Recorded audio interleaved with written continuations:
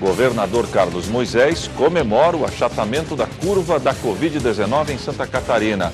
Ministro da Saúde, Nelson Tait, participou de uma audiência na Comissão Externa da Câmara dos Deputados, que acompanha ações de combate ao coronavírus. Aumento nos casos de coronavírus em frigoríficos de Santa Catarina preocupa deputados estaduais. Avança o número de mortes no Brasil em virtude do coronavírus. Pessoas que vivem em vulnerabilidade social se caracterizam como as grandes vítimas da pandemia mundial. Escritor Leonardo Padura afirma: éramos felizes e não sabíamos. E ainda, os fatos que ganharam destaque durante a semana. As principais notícias do dia você confere a partir de agora. No ar pela TV Primavera de Criciúma, Informe Região.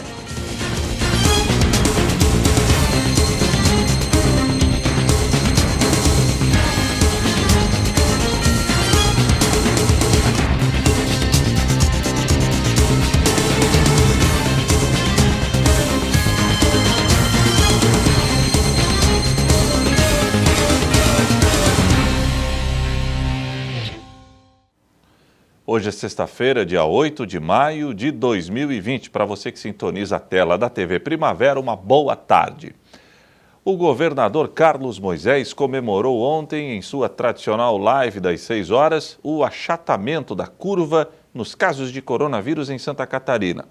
Porém, apesar dos números serem considerados bons pelo governo, uma outra crise começa a preocupar: a falta de chuva. Apesar de Santa Catarina ter ultrapassado o número de 3.000 casos confirmados de coronavírus, o que resultou em 63 mortes, o governador confirmou que o estado conseguiu seu objetivo de achatamento da curva.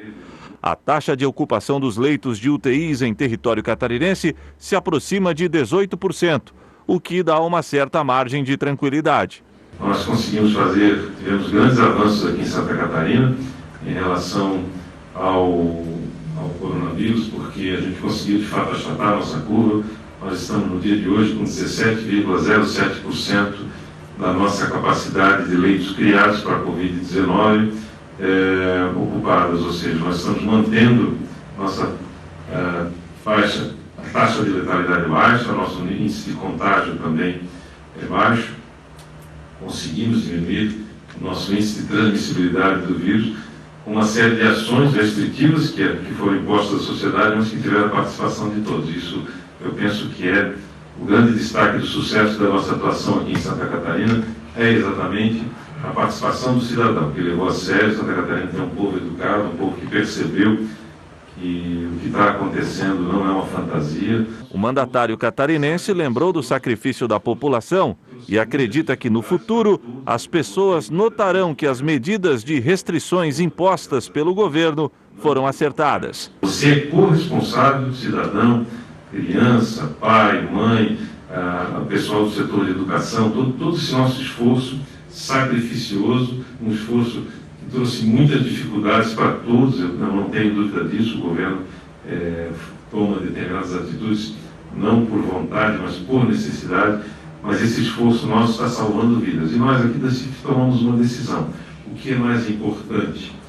Determinada situação pontual de atividade ou a vida? E algumas das atividades realmente elas levariam, muitas vidas seriam ceifadas se nós não tivéssemos nenhuma restrição ou nenhuma regra específica. Apesar dos números positivos, o governo do estado se mostrou preocupado com outra crise que assola Santa Catarina, além da Covid-19.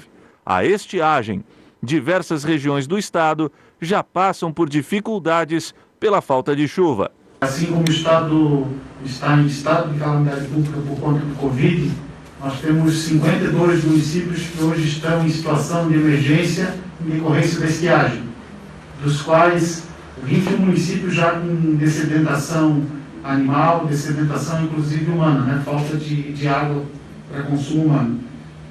Tivemos um contato com o Ministério do Desenvolvimento Regional e ele disponibilizou para todos os municípios catarinenses a possibilidade de acesso a recursos para locação de caminhões-pipa. Também a questão de disponibilização de cestas básicas para a população rural. Estamos também em tratativa, em conversa conjunta com diversos órgãos do Estado, um deles a Secretaria da Agricultura, que está podendo disponibilizar um recurso para a perfuração de poços.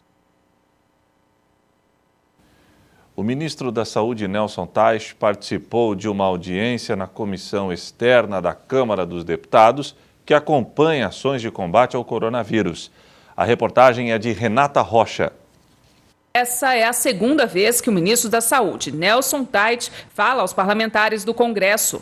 Por videoconferência, Teich afirmou aos deputados que espera conseguir aplicar um sistema mais rápido e eficiente de combate ao novo coronavírus. Disse que pretende incorporar à sua agenda uma rotina de visitas aos locais mais afetados pela pandemia. O ministro já foi a Manaus e confirmou que vai ao Rio de Janeiro nesta sexta-feira. Nelson Teich reforçou a importância de avaliar as diferenças sociais e locais e da troca de informação entre poderes e estados para que seja possível a criação de políticas de combate. Ele adiantou ainda que o Ministério da Saúde está avaliando a estratégia de diagnosticar antecipadamente pacientes com Covid-19 para evitar que um maior número de pessoas evolua para o quadro grave da doença. E talvez isso, para a gente, no estado do Rio de Janeiro, seja ainda mais crítico, porque quando a gente começar a entrar na população de mais baixa renda, onde essas pessoas vão procurar os atendimentos de emergência, onde eles têm acesso, um programa de triagem mais preciso, onde você vai avaliar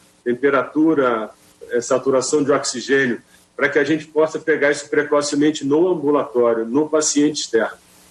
E aí a gente realmente fazer um diagnóstico mais precoce para intervir mais cedo, para evitar que as pessoas cheguem em condições ruins,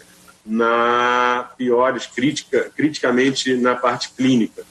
Esse é um outro desenho. Quando a gente saiu de Manaus, ficou claro que a gente vai ter que discutir e trabalhar, que é uma integração maior entre a parte ambulatorial e a parte hospitalar. O ministro também falou sobre a necessidade de estender os horários de funcionamento de postos de saúde. E a respeito do lockdown, o bloqueio total de serviços essenciais para reduzir a proliferação do novo coronavírus. Teich reiterou que o tema não deve ser politizado e precisa respeitar realidades locais. Disse ainda que a decisão sobre a aplicação ou não do novo modelo de isolamento é de prefeitos e governadores. A gente tem no Ministério já um programa, uma matriz de definição de como deve ser abordado cada tipo de situação. Então, a gente tem desde medidas mais simples, que vão passar principalmente por distanciamento, higiene das mãos, o álcool em gel, a máscara, até situações em que você vai ter que ter o lockdown. O problema é que não dá para trabalhar essa discussão como se o lockdown fosse a essência de tudo. Isso é uma preocupação que eu tenho falado todas as vezes, que a gente entenda que como é que você vai fazer. A gente pega a situação daquele local, a incidência da doença, o crescimento da doença, a estrutura para tratar, como é que estão os hospitais, como é que estão os ambulatórios, como é que estão os recursos humanos. Com isso a gente avalia o quão difícil vai ser para a estrutura suportar o crescimento. A partir daí você define que você tem que segurar um número cada vez muito, o número de casos novos. E aí você pode ter que chegar a situações extremas como o lockdown. O que a gente não pode é transformar isso numa discussão política. Eu tenho comentado isso o tempo todo. Isso é uma discussão técnica. Isso vai variar de acordo com as diferentes regiões do país, com os diferentes momentos no tempo de cada região.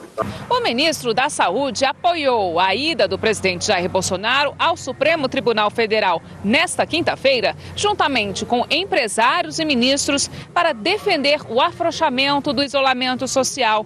Teich reafirmou que tanto ele quanto o presidente da República estão preocupados com o país e com as pessoas. Eu não sabia da saída do presidente e o que é importante é o seguinte: eu fui designado por ele para fazer o Brasil passar por esse momento e estruturar um sistema de saúde melhor. Esse é o meu foco. Ele está preocupado com o país e com as pessoas, senão ele não teria colocado isso como um objetivo da minha vida.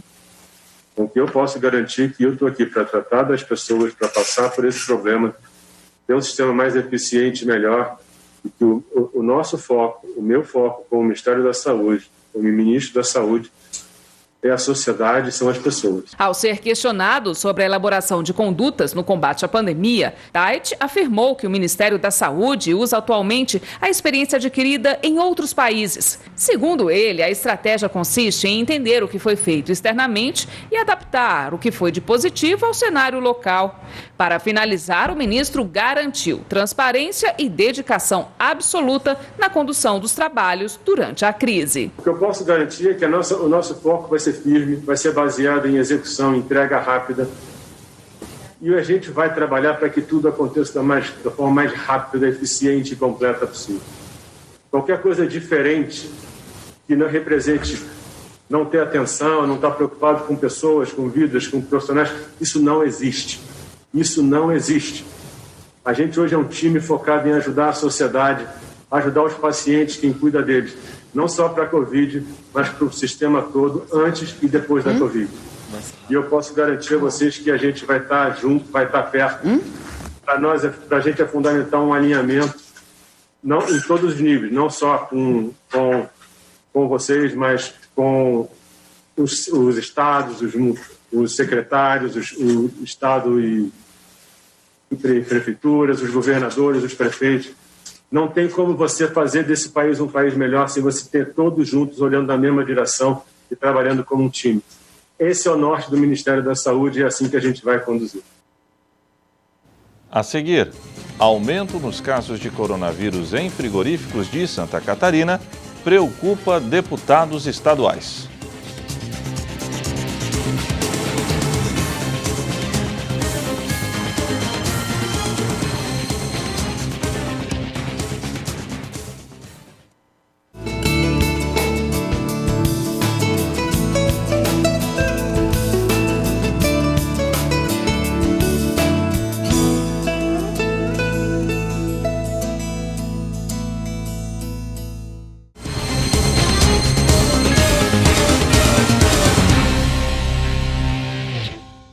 Aumentou consideravelmente o número de casos positivos para coronavírus em frigoríficos de Santa Catarina. A situação está gerando preocupações na Assembleia Legislativa do Estado. Enfrentamento ao novo coronavírus na agroindústria catarinense, em especial entre os produtores e frigoríficos abatedores de carnes de suíno e frango, foi tema de uma reunião da Comissão de Saúde da Assembleia Legislativa. Representantes do Parlamento, do Governo Estadual e dos produtores de carnes participaram do encontro. A situação das cidades de Concórdia e Ipumirim foi um dos assuntos de destaque. Nós temos só no município de Concórdia 121 casos e 72 casos de trabalhadores do frigorífico. No município de Ipumirim nós temos 25 casos no município e 44 referenciados ao município, que provavelmente residem em outros municípios ali da região. Estamos hoje preparando um estudo desta região especificamente, que foi a região onde visitamos 2 frigoríficos, mas estamos atentos a outros que são de Forquilinha, Nova Veneza. A unidade da JBS de Ipumirim possivelmente é o pior caso do Brasil. Ipumirim hoje em dia é um foco de transmissão para todo o estado. E se não fizer a suspensão imediata por 14 dias, o afastamento de todos os trabalhadores daquela planta, haverá o lockout de dezenas de outras plantas frigoríficas nesse estado e, quiçá, espero que não, desejo profundamente estar errado, do próprio estado. Os representantes das indústrias produtoras de carnes falaram sobre as medidas que vêm sendo tomadas no setor para fazer enfrentamento à pandemia do novo coronavírus. Passamos por um suporte do Instituto Albert Einstein, do Hospital Albert Einstein, que fez um suporte inicial e agora está fazendo uma segunda incursão de suporte, avaliando o momento, e nós devemos ter uma percepção deles ao longo dessa semana ainda, avaliando os nossos protocolos, desde a não aglomeração nos transportes, duplicando o número de transporte, permitindo que haja um distanciamento no transporte, todo um cuidado de escalonamento entre embarques e desembarques, seja entrada e saída de funcionários, trocas de turno, para que não hajam aglomerações, embora sempre isso, inclusive dedicando funcionários para ficarem orientando estes processos durante a sua execução. Desde lá do mês de março, as empresas vêm trabalhando já com algumas medidas, e o ambiente do frigorífico em si, ele já é um ambiente em que o funcionário utiliza toda a roupa, toda a paramentação, como a maioria dos deputados também já conhece, com bota, com aquela balaclava, né, aquela touca ninja em alguns setores, utilização de óculos, luva. Agora face shield, inclusive, foi colocado, alguns outros locais com máscara. O secretário estadual de Agricultura, Ricardo de Gouveia, também participou da reunião e defendeu a manutenção do trabalho desenvolvido pelos produtores de carnes. Uma parada no frigorífico de 30%, vamos dizer assim, de abate, ou estabelecer um distanciamento de 1,5 metro entre pessoas que trabalham dentro do frigorífico, reduzir em torno de 40% a 50% o abate daquela planta. Nós vamos ser obrigados a deslocar um grupo de veterinários da SIDASC, de outras entidades, as próprias agroindústrias vão ter que pôr os veterinários que hoje não estão indo a campo para preservar os produtores, né? Vamos ter que colocar isso e contratar equipes para fazer o abate desses animais no campo. No frango, o período é menor. De hoje para amanhã, nós, se reduzir 40%, esse frango passa do peso e começa também um canibalismo de frango e a salmonela explode. Então, novamente, nós vamos ter que pôr as equipes no campo para ir lá fazer os abates, como abate frango, torcendo o pescoço. Então, nós vamos ter que contratar aí 100, 200, 300 pessoas que vão ter que ir em todos esses aviários, pegar frango pelo pescoço, né? Entrar no aviário lá de 12, 15, 20, 30 mil frangos, né? Tem aviário até com 70 mil frangos, sentar lá e começar a torcer pescoço de frango. A reunião foi conduzida pelo presidente da Comissão de Saúde, deputado Neudi Sareta. Muito importante esse encontro, botar aqui presente todos os setores, ouvir isso, esclarecer, nós podermos fazer aquilo que é importante, preservação da vida e preservação, então, desse setor também tão importante que é a produção de alimentos. O número de mortes segue sua escalada no Brasil, enquanto o Ministério da Economia teme um colapso econômico. E após algum tempo, aos poucos, a África também se torna mais uma preocupação para autoridades internacionais.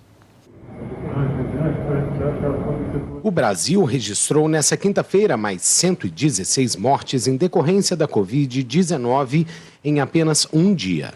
Com isso, o número de óbitos chega a 9.146.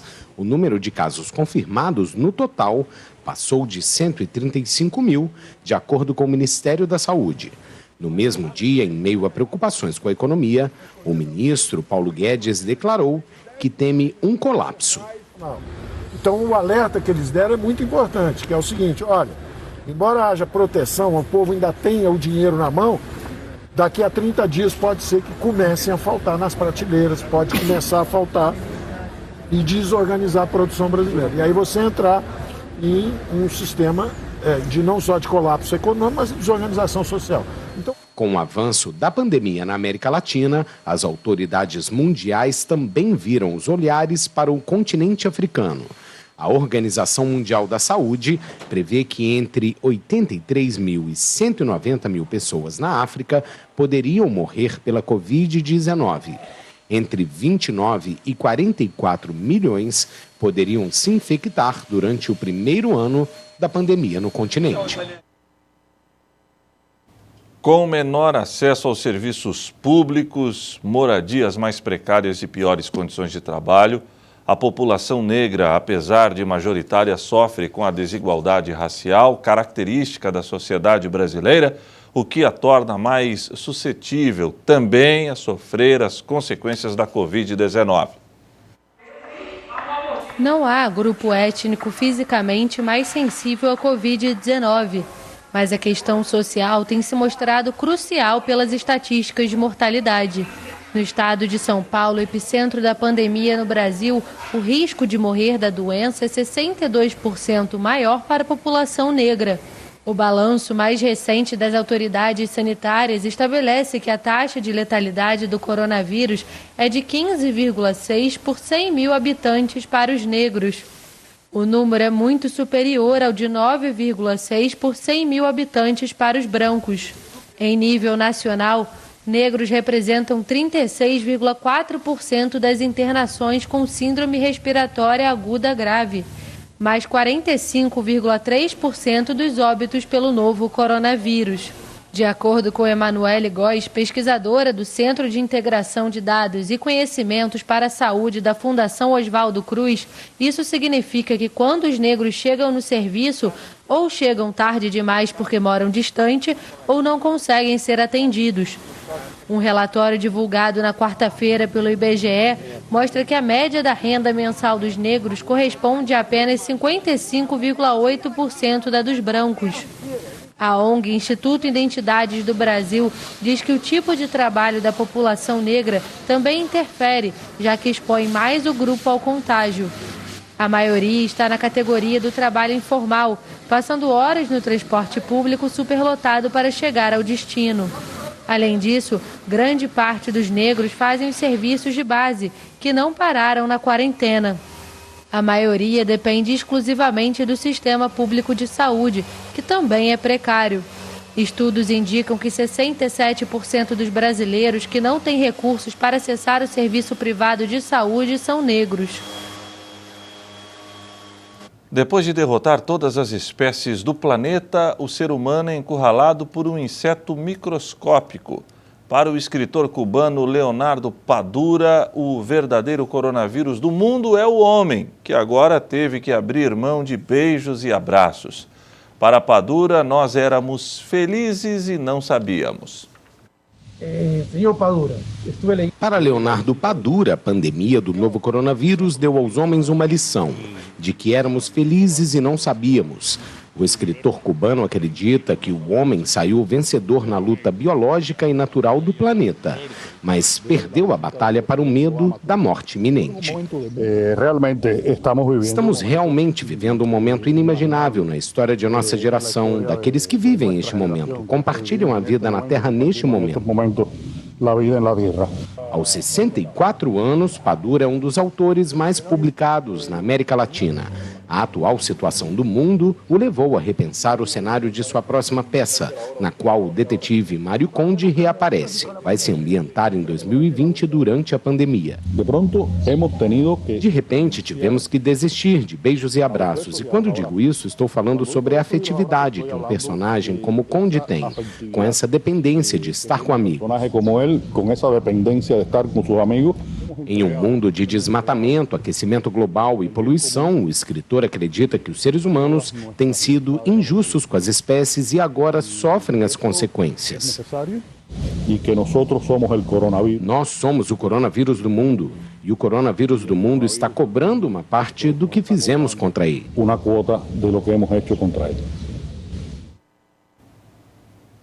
A seguir, os fatos que ganharam destaque durante a semana na região sul de Santa Catarina.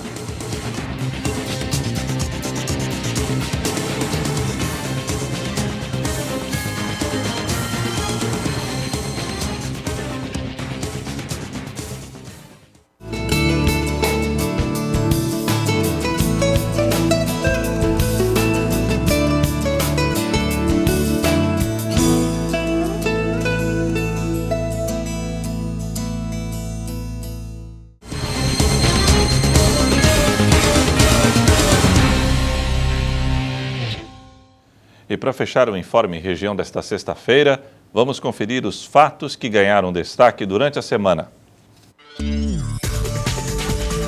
Segunda-feira, governador Carlos Moisés atribui baixos índices do coronavírus em Santa Catarina em virtude do isolamento social.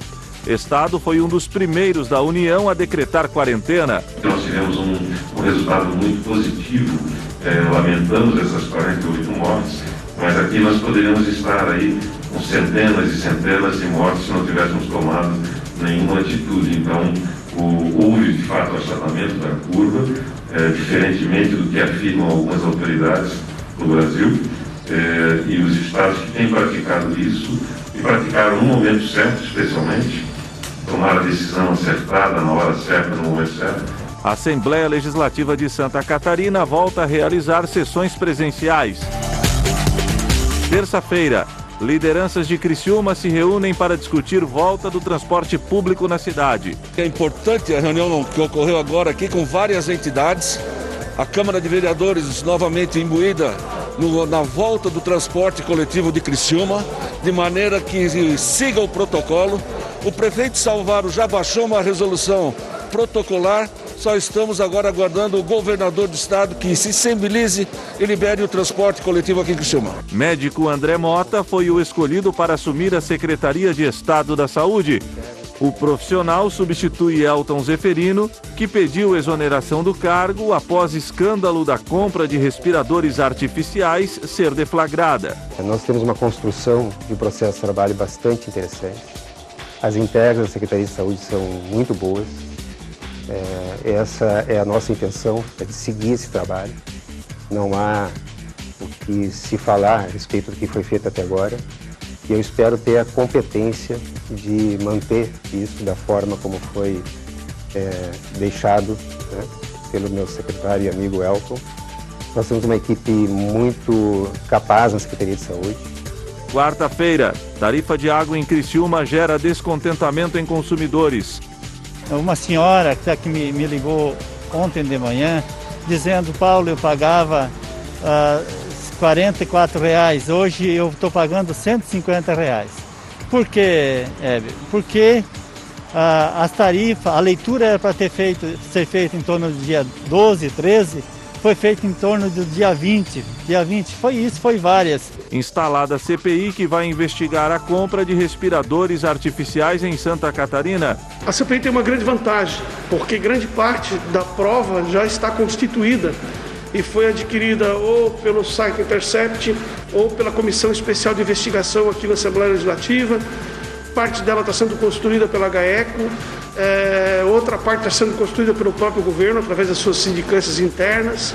Então é um processo de investigação em que as provas já existem. Quinta-feira, Ministério Público denuncia prefeito Clésio Salvaro e secretário de Saúde Acélio Casagrande de improbidade administrativa. Governo municipal se defende. Nesse momento, nós já fizemos a solicitação à Procuradoria do município para que verifique a possibilidade de liberar, então, como esse contrato foi suspenso, né, e nós não pagamos nem um centavo dele ainda, né, a prefeitura não desembolsou nem um centavo, até porque nós já estamos fazendo também, através de uma comissão de sindicância, a verificação daquilo que foi o fator da denúncia. Deputado sugere a cariação entre membros do governo do estado sobre os casos da compra dos respiradores artificiais. Eu protocolei na CPI um pedido de acariação entre o secretário Douglas Borba, entre a ex-superintendente de gestão administrativa Márcia Regina e também do ex-secretário de saúde Elton Zeferino, para que eles em conjunto possam dizer quem está mentindo e nós descobramos quem está dizendo a verdade.